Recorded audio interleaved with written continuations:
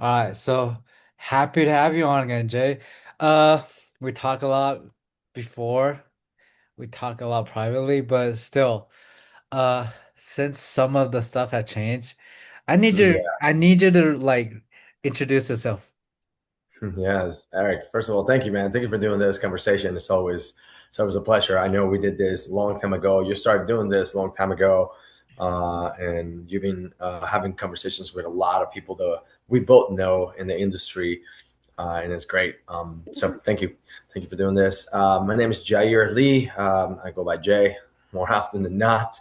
I'm a strength and conditioning coach, and I'm currently the director of athletic development for FC Cincinnati, so professional soccer team in the MLS, based in Cincinnati, Ohio.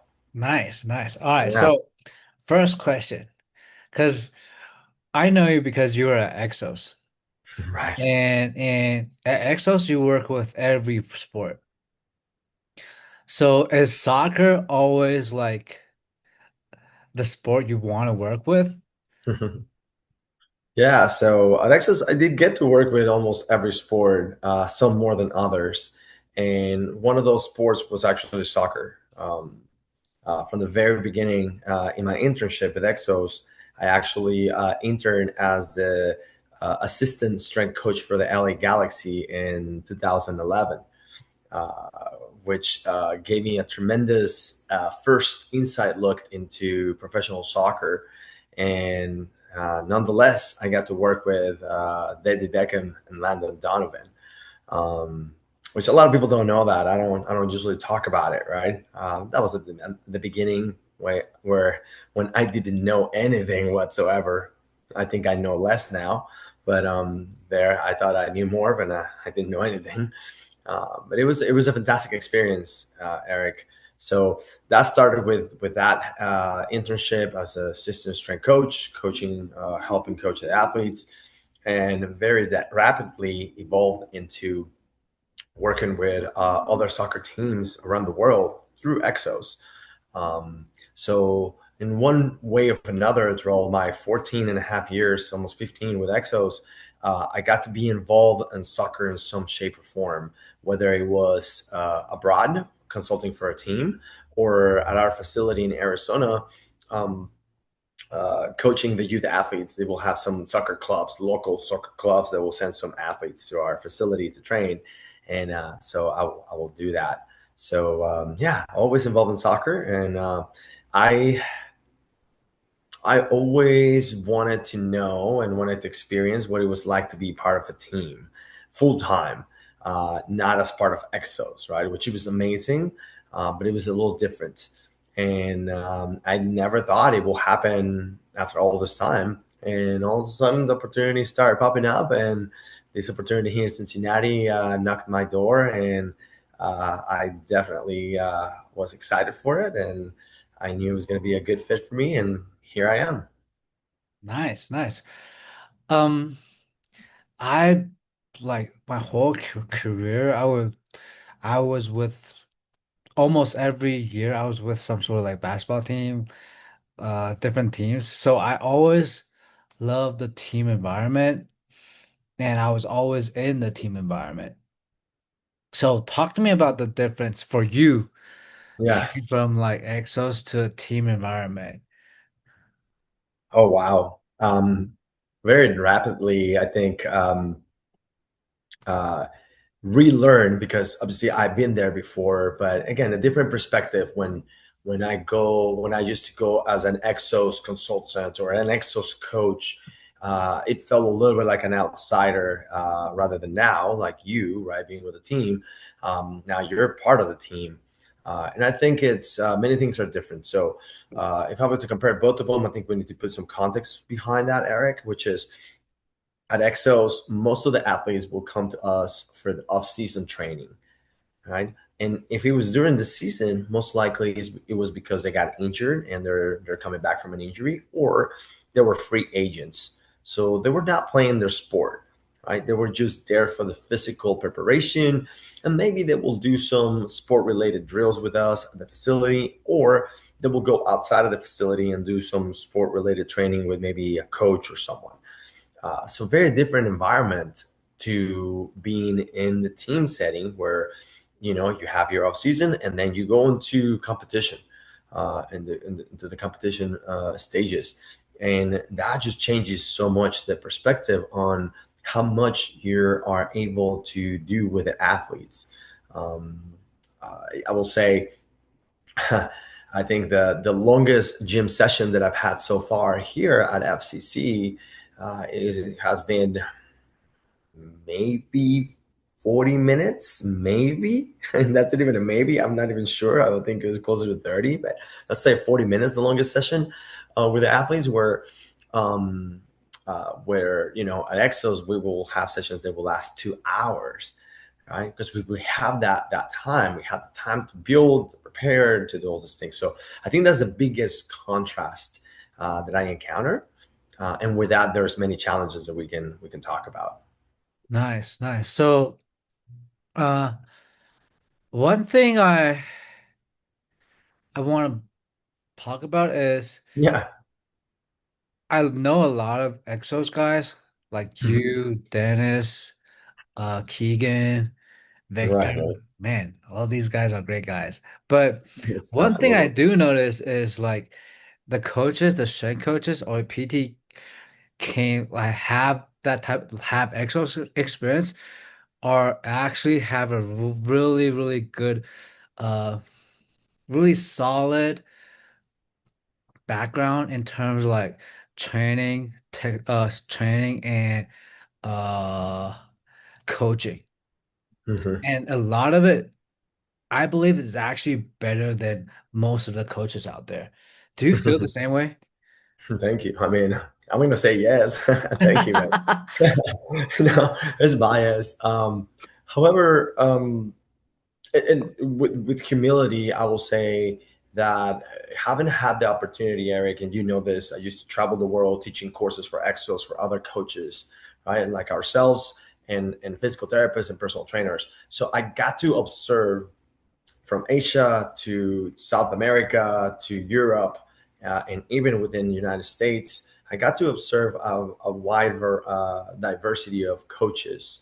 And yes, there are fantastic coaches all around, but I will always brag and express tremendous admiration for the coaches at Exos because I didn't notice a difference from the coaching style, attention to detail, attention to just what it was being said and how it was delivered, and also the movement capacities and qualities of the coaches, which is something that it's I think it's an advantage as a coach. Uh, and yes, I think I noticed that. And again, it's not absolute. Obviously, it's not like just like exercise coaches have that.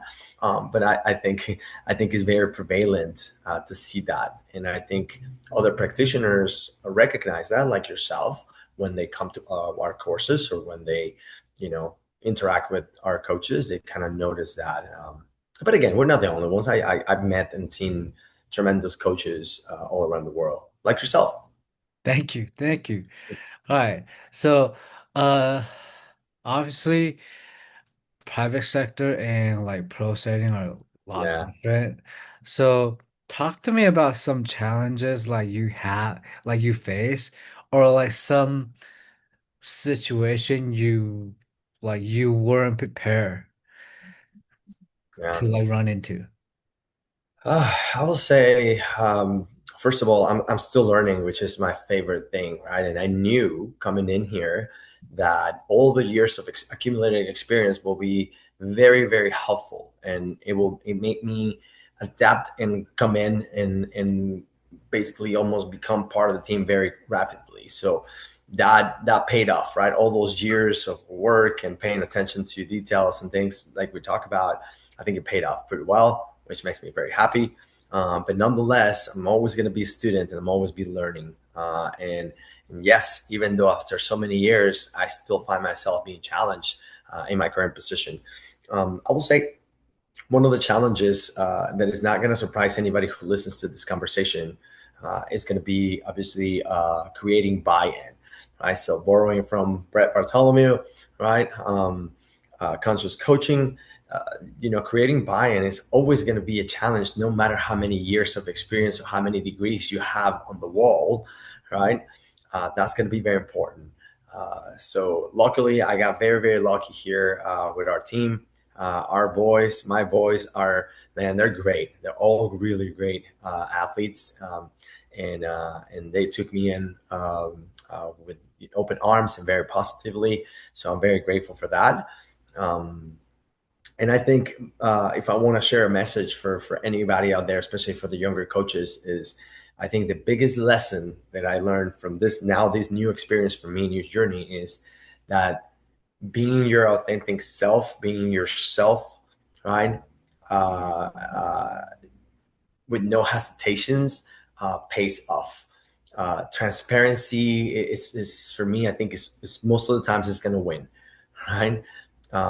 So coming into this new environment already 1 month almost into preseason training, I knew I had to just basically just lose all my layers and just be myself, right? And that was great. Um, where I think if I were to make that comparison, because that was your question, like the comparison between the private and the private sector and like the professional setting, I think when you have an athlete come to Exos, right?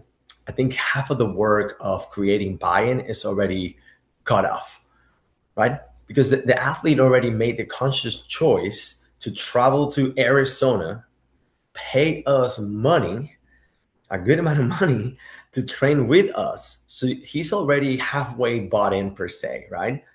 Already did his homework. His agent already sold him on the idea of this is the best place for you.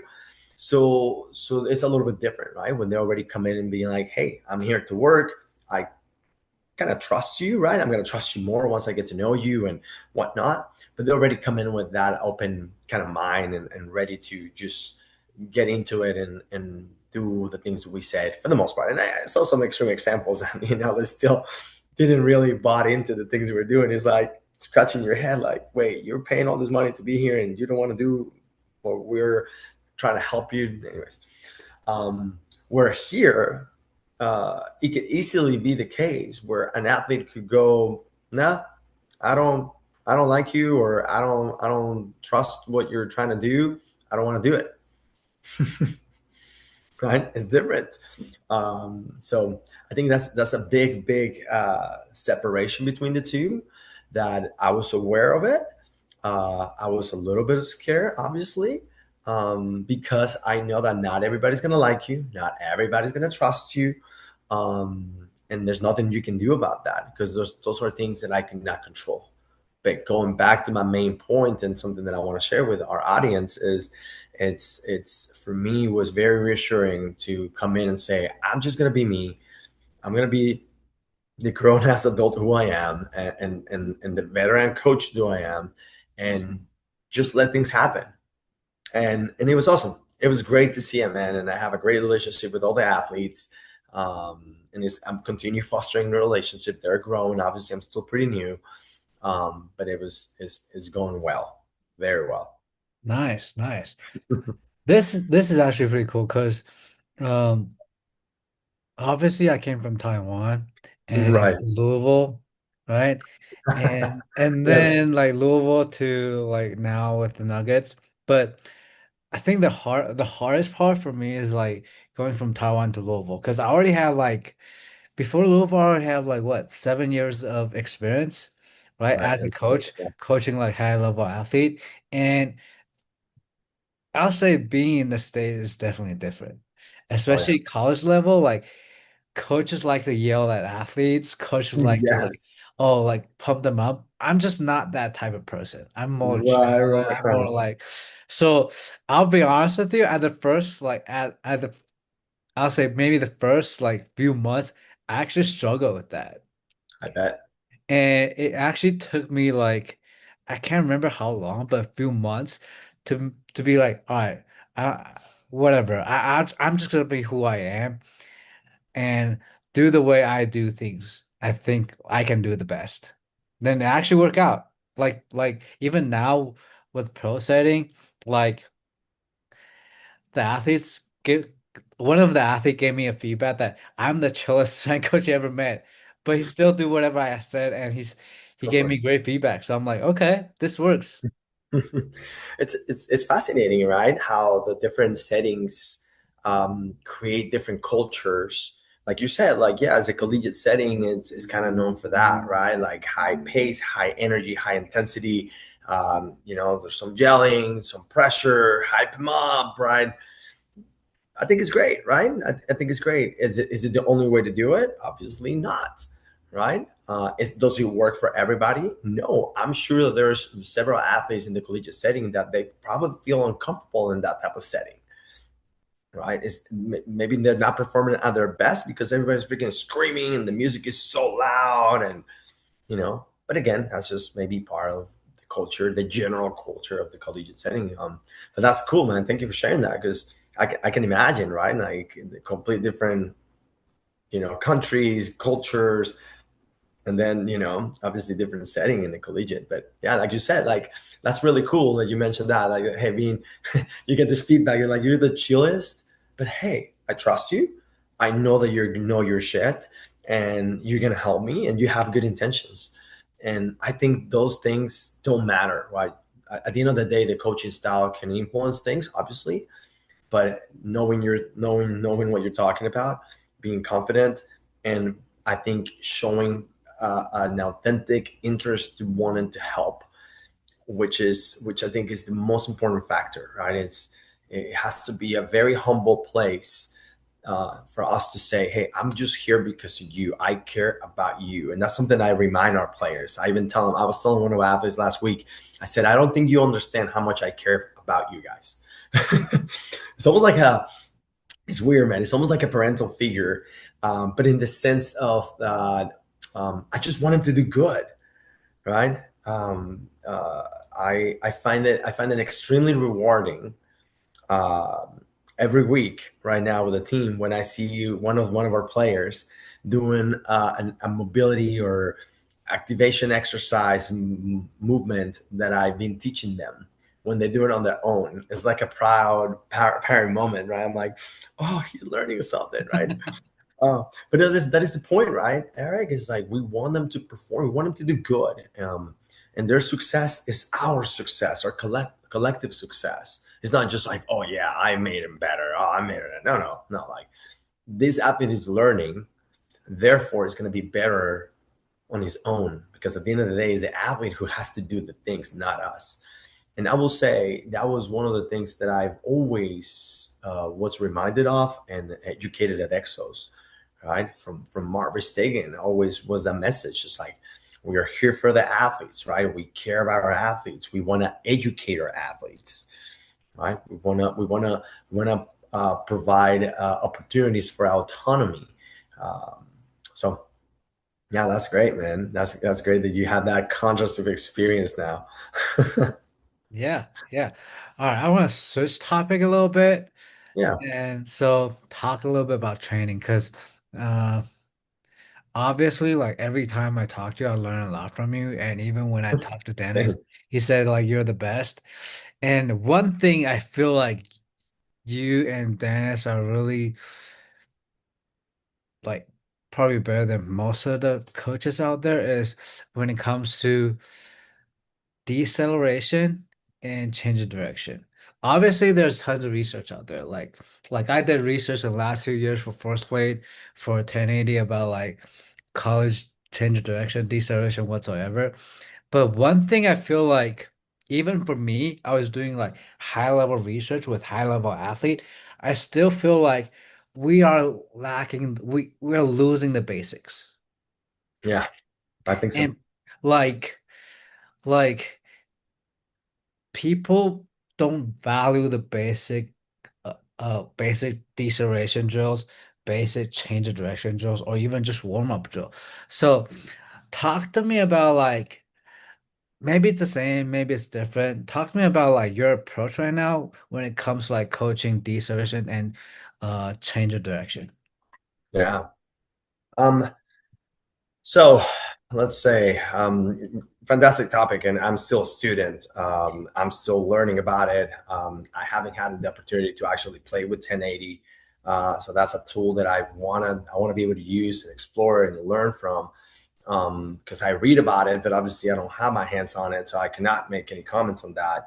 But I know I'm missing out on that opportunity to get a different insight, right? So from that sense, I had to go a little more old school, right, and use my coaching spidey senses and coaching eye to be able to discern what the athlete needs or what it could be better, right, and perhaps having a more generalist approach where I don't think there's nothing wrong with that because you just said it right now. I think we can get. I imagine that we can easily get lost in the weeds, right? By hey, we need to address the penultimate step of deceleration, which we know is very important. It produces the highest forces at entry level. Blah blah blah. Okay, great, but have we actually done the basics? So some of the things that I think that if we were to construct this conversation or this part of the conversation into some components that may be easier to transfer within just an auditory component without any visuals. I think for my schooling and perspective is, do you have the basic prerequisites of mobility and motor control to be able to get into certain shapes and patterns that they're gonna promote a you see, I'm even hesitant to say optimal because there's no optimal, but I will say optimal within the context of the situation of deceleration, right? So are you able to get into certain kind of triple flexion? And that's what I'm getting into, right? Can you get into a coordinated, synchronized, somewhat harmoniously looking triple flexion? And I'm not talking about perfection, which is, Eric, I think is one of those things that for me, the older I get in this field, the more I get removed from or away from, right? To try to make people look like freaking robots, right? Because I don't think that's how it's going to transfer to sport. Because yeah, I can make you look perfect in a drill, which basically becomes a TikTok dance, right? So you can make the moves, but then is that how you're going to move out there? Probably not. So I think do you have those prerequisites, right? Can you get into some optimal triple flexion patterns, right? At Exos, we will say, can you coil, right? Can you get that triple flexion with rotation, right? And it's interesting to see, Eric, because I'm sure you see it in basketball. I see it in soccer. You will see probably some of your athletes that they're very good. They're very, very athletic. They look good. They look coordinated. They look smooth. And you have other ones that look a little bit more stiff, a little bit more disorganized. And I'm not saying they're not completing the task. Maybe they're just as fast as each other. But maybe when you look under the hood and you start using the 1080s and the force plates and different video analysis, you can start maybe seeing some opportunities for improvement. So I think that's step number one. Um, uh, right? Kind of looking into those basic components of triple flexion. And that starts for me, if you're talking about the basics, for example, like how well can you do a rotational lunge, a forward lunge, stepping forward into a lunge? How well can you get into that position? How well can you do a lateral lunge, for example, right? And I'm not talking about with load. I'm talking about without load. Um, so those things, for example, in the weight room starts giving me an idea of, oh, look at this athlete. Like it doesn't move very well from the hips. It prefers to drop the chest towards the ground rather than use the hips and the knees, the ankle to coordinate that triple flexion. So for me, I'm extrapolating. Obviously, I'm imagining that things could transfer or happen. But it's something that I've seen for so many years, and then they start seeing these correlations. So do you have the prerequisites? That's the step number one. I don't know if you want to Nice. add something. You want to say Yeah, something. yeah, I yeah. Yeah, here, yeah. so you just keep So, going. yeah. So, yeah, keep going. Or like one thing I do want to say is like I mentioned, we do research. Like I did research in the last 2 years when I Yeah. was at Louisville with high level athlete. They, like I said, we missed the basic component of like movement. And this year, I was talking to other coaches. Hmm. I actually think that like the basics are actually the most important thing. Like people, all right, every organization or even D1 college are gonna do this biomechanics lab, right? 3D force plate motion capture thing. But if you're not gonna able to look at like triple flexion, dorsiflexion, knee flexion, hip flexion, like if you don't know to look at that when they play on the court, it doesn't matter, It doesn't right? matter. Yeah. So uh let's dive a little bit deeper into linear deceleration. Like people like to use the term biomechanics, but let's just can you just share with me like when you teach linear deceleration outside just triple flexion, what are some stuff you're looking at? Um, so a couple of things that I'm looking at, besides that coordinated ability to compress, that's what I call it, right? Or coil, if I want to use that word. Um, I'm gonna look at how they decide to solve the issue of taking the steps, the approaching step, the final steps, right? So and there's so many components here because it depends on the entry speed, right? Um, but are there more like just to make a big distinction because again, there's no visuals to really show anybody right now. But let's say is this type of athlete who decides to come in very tall and in the last moment just drop almost fast, almost like a jump. Like basketball players tend to do that, right? They kind of jump forward into like a base position, but they can only that can only work at a lower entry level speed, right? Otherwise, physics is going to take you over and you're going to fall on your face. Um, or this is an athlete who, again, context dependent, is able to anticipate and is able to get that nice backwards lean, right? You're leaning into the deceleration, right? You're going heel to toe, right? Getting that nice little lower mechanics. Almost, I always say it's almost like a plane landing, right? It's very gradual coming in. There's an anticipation for that, and that triple flexion that we talk about, it starts happening gradually as you compress. Um, uh, and then you start increasing the frequency of the steps to come into a stop, right? And again, very dependent of entry speed and whatnot, and also the qualities of the athlete, perhaps the height and the strength to weight ratio, right?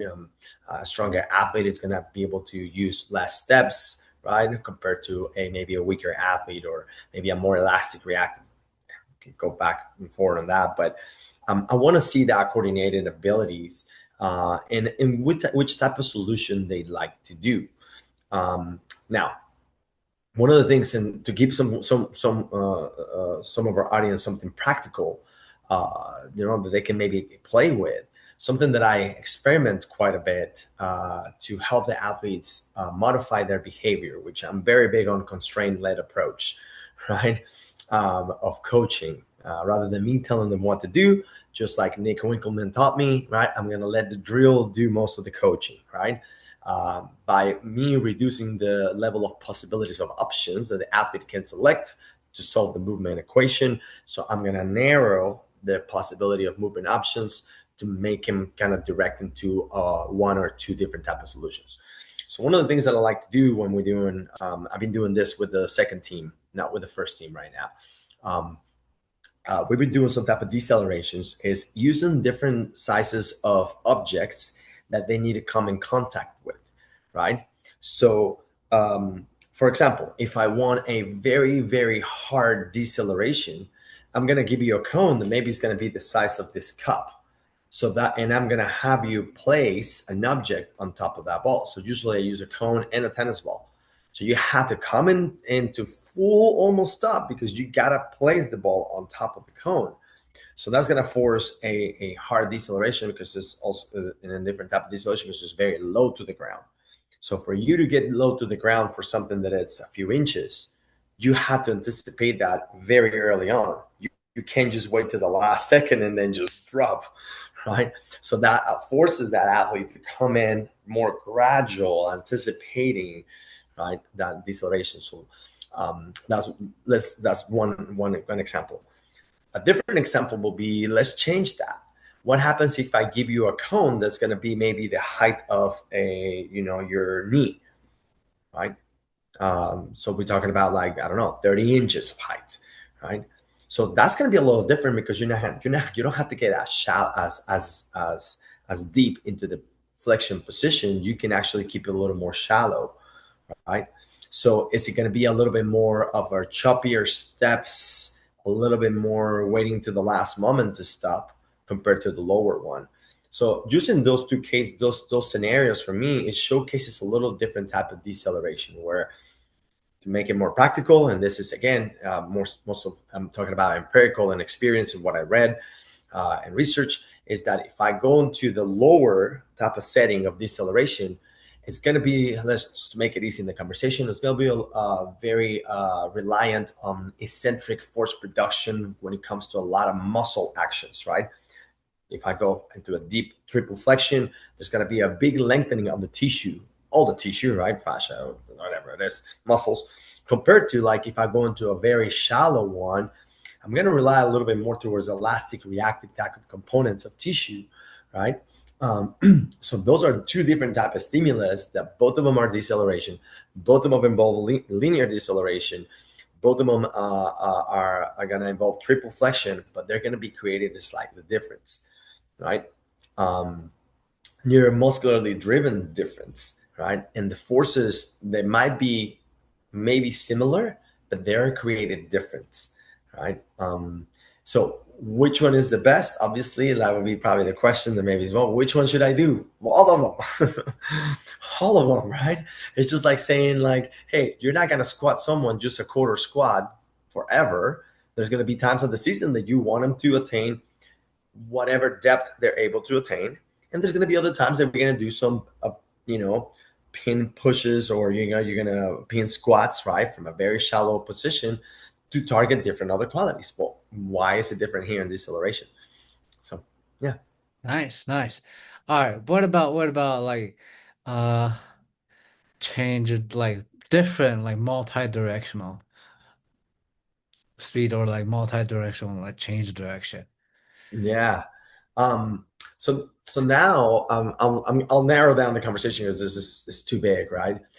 Two things. I will say one, we talk about the basics, Eric. And I don't know if it happens to you, but I'm getting older, and it seems like the athletes that we coach, they're always getting younger. Kind of.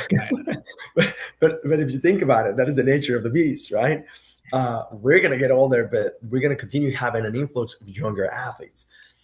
So because of that, we're always gonna have to continue teaching and mastering the basics because some of these athletes were never exposed to this, right? For us, it might be redundant because we've been doing it for 15 something years. But for these athletes, this is new information. So that's something that we need to remember. So some of the things that I've been noticing, at least here in my club with my athletes, is that especially the younger ones, is that they haven't had exposure to actually, let's say, a speed and agility training, right? Not really. They haven't had any exposure. So for example, like doing some lateral push to base, right? Basic drill, right? Elastic band, lateral push to base, right?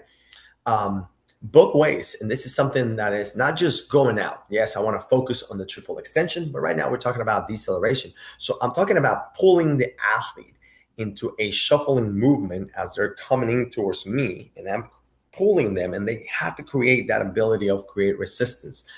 And for me, it starts again with a triple flexion. But in this case, let's say for this example, it's about how they use their foot and their shin to create, right, a negative shin angle in this case to be able to transfer force into the ground to be able to decelerate, right? And engaging mostly the medial front side of the foot primarily, right, to be able to decelerate, create the stiffness, create integrity of the structure and strength. So those type of components, for example, for me, they are not they might not seem like a speed and agility because they're not moving fast. Right? And that's kind of funny because a lot of people probably like, what are they doing? They're not even moving fast. I'm like, no, we're building the engine. So for me, something that I've changed in throughout the years, Eric, is that when I do those drills, I tell the athletes right now, This is strength training.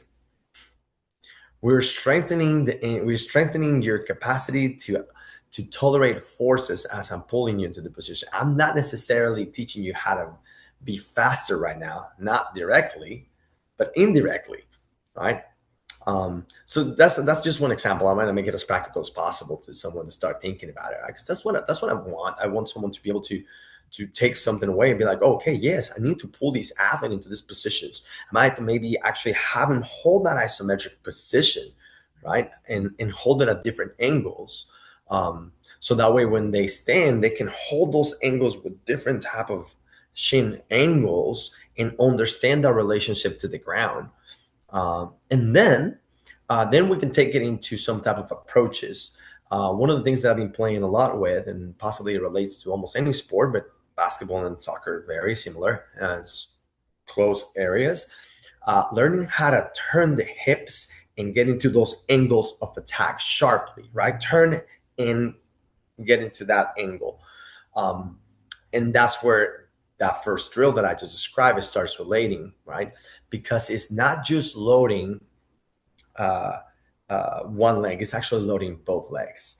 And this is the part that I think we often miss the boat. I think in general, and I did at a certain point, of course, that we're thinking about like, oh, it's going to be the inside leg, right, and the outside leg, and it's just like no, like both legs are going to be loaded. It's just going to be at different times, right? And they're going to come pop pop in a different type of rhythm pattern.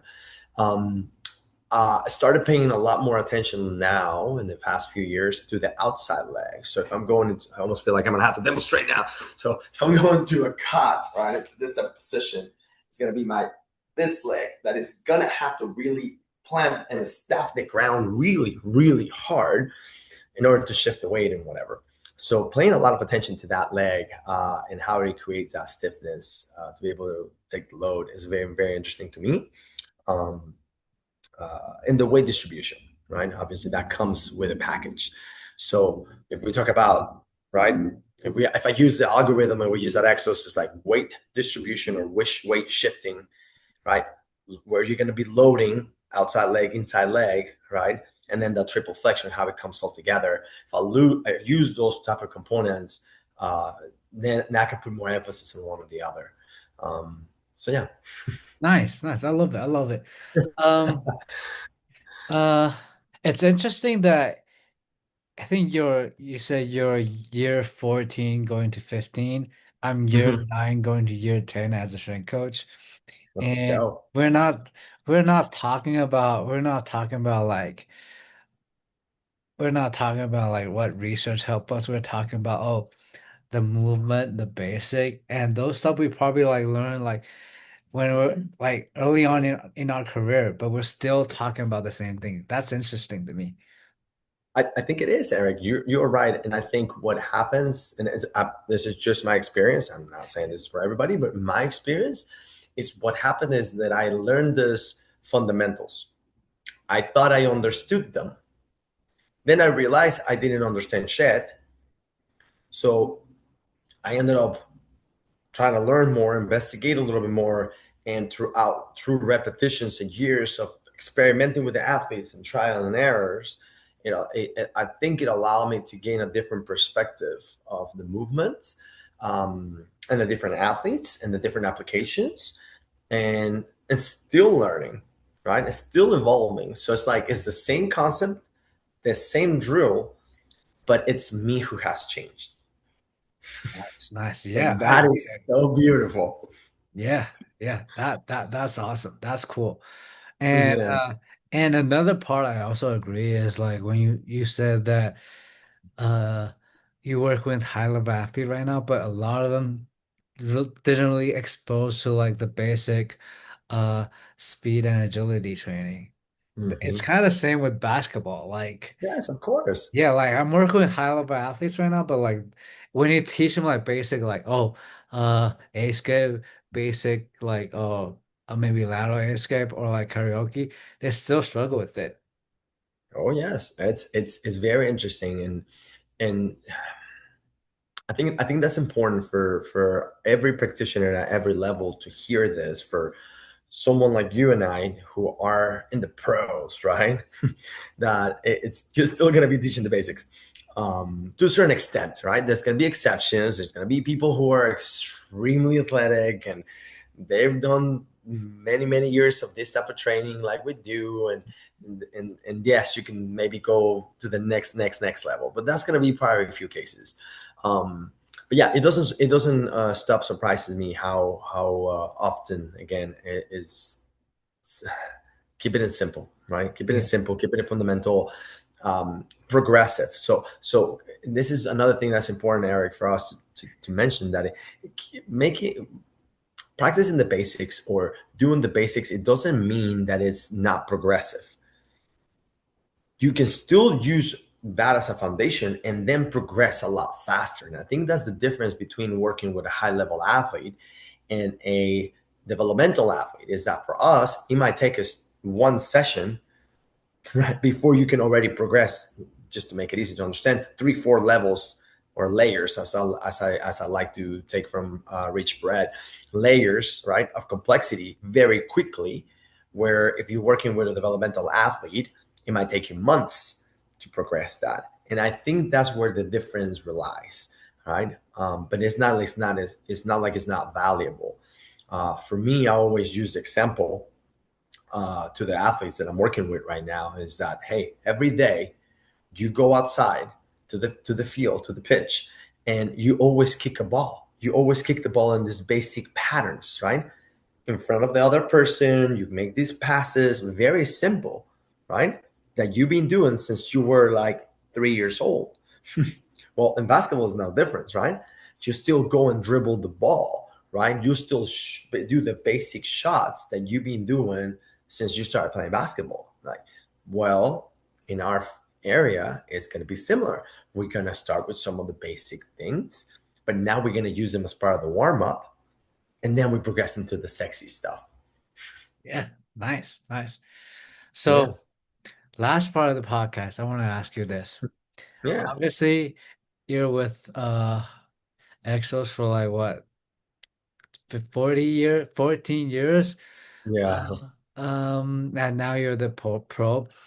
Um, Obviously, a lot of young guys, a lot of young coaches or young practitioner out there want to be in the pro. Um, I guess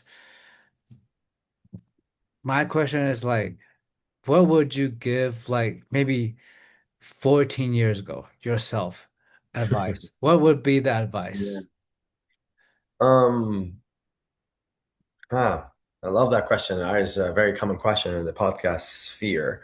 Um, I will say if I were to look back and give myself some advice, it was to um, shadow shadow and connect more with coaches outside of my sphere or my area. I think that's something that I could have done better, and I needed to hear it more from different practitioners, which I did, but I think I could have done more. Like I could have maybe visited more coaches, go and spend 2 days here with this coach observing, right? And especially here in the United States, I don't know in other countries, but I know in the United States we're very open. Like if I were to call, I know you were in Louisville, so if I were to call Louisville, right, the soccer team in Louisville, and I say, hey, can I come over? I'm such and such. Can I come over and hang out with you guys for a day? Most likely they'll be like, yeah, come on over, right? Even though I don't know them. Now, when you're younger, right, and you still don't have maybe titles and experience, it might be a little bit trickier, not as easy as now. Now, for you and I being professional organizations, it's easier, right? People will open the door a lot faster. Um, but nonetheless, still trying, right? Because okay, fine, you ask 5 coaches in different organizations, and 4 of them are going to say no, but one of them is going to say yes, Mm, and you're going to learn, right? Luckily, I think what happened to me, and this is a